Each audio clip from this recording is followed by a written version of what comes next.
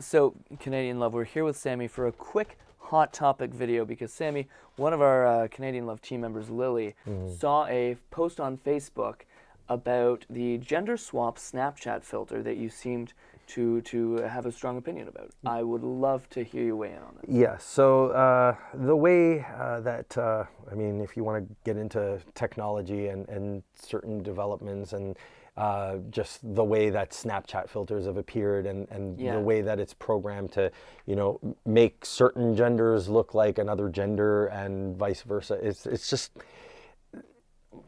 my position on it is that people are having way too much fun without the awareness on it. They are utilizing it as a means for visual or aesthetic entertainment, and that puts a static definition on what a woman should look like or what a man should like. And so because of gender diversity and because the way that gender expression also ties into it and the way that people are, I mean, especially trans folk who, undergo either however many, procedures or Hormone therapy to having things cut off and put in. yes, just so that they align how they feel versus how it is that their bodies are presenting themselves, and so it causes a conflict because here you have cisgender individuals who are using this for a form of entertainment, whereas gender dysphoria is a very real thing that trans people go through. And I mean, I myself, not being trans at all, just see that, with a filter that, gives the impression or the image of hyper masculinity or hyper femininity, it creates a very polarized image of what a woman should look like and what a man should look like. It's very interesting. I mean, I know that for myself, I once tried it and I was like, oh my God, I'm so beautiful. This is amazing. And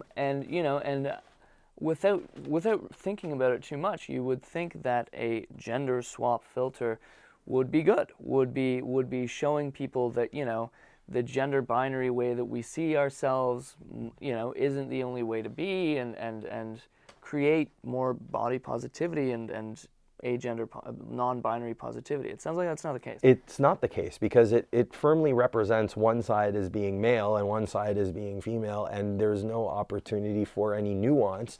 It also it defines one side as appearing as male, and this is what male men should look like. However, I being male presenting, if I use she her pronouns and I identify as a woman and I would want this is who I am in my identity, however this is how I present myself, that's where the disconnect exists. It assigns an artificial identity with an implied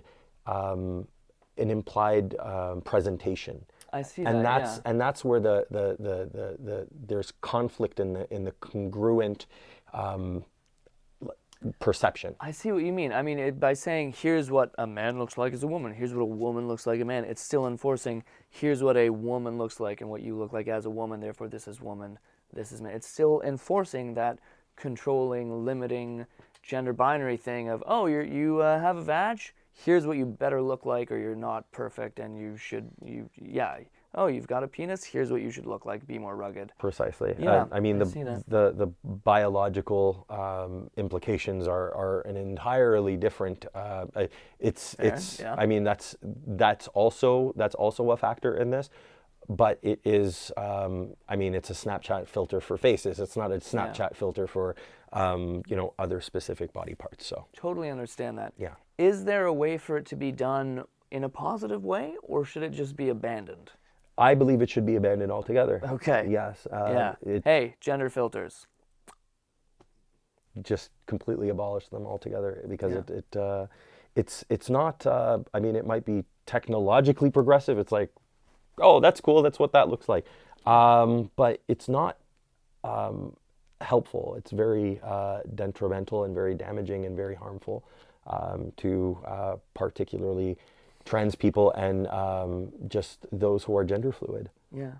I wonder if, I mean, what this speaks to me is that there's an overarching system with problems here, which is the very control-based gender binary, thou art male, thou shalt look like this. But I wonder if, if the filter is, so I see the problems with the filter are the problems with that system. I wonder if there could be a way to change the dialogue where it's, every human is a human, these, femme traits versus rugged traits, and like, and just sort of, effeminate my traits, ruggedize my traits, and like to make it not about male and female, but about the traits themselves. Would that? I mean, that could be something to be explored. I mean, I mean, it's hit or miss either way. I mean, really, I myself, vocalizing my opinion but not being trans, really can't make an assessment on whether that would be helpful or hurtful. Fair. All I would say is that any tool that is used to misrepresent gender identity and expression as basically one and the same, created by that system, should really be revisited.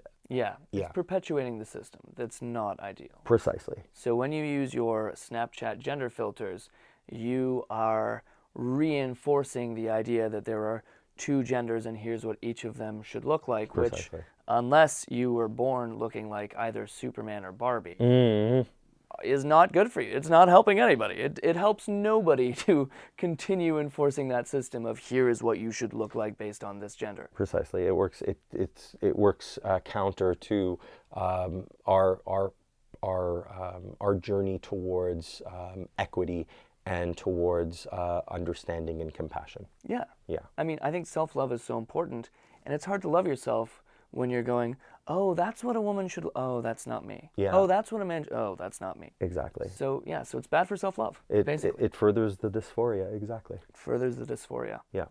Okay, # don't further the dysphoria. All right, thank you, Sammy. That was perfect. You're welcome, Michael.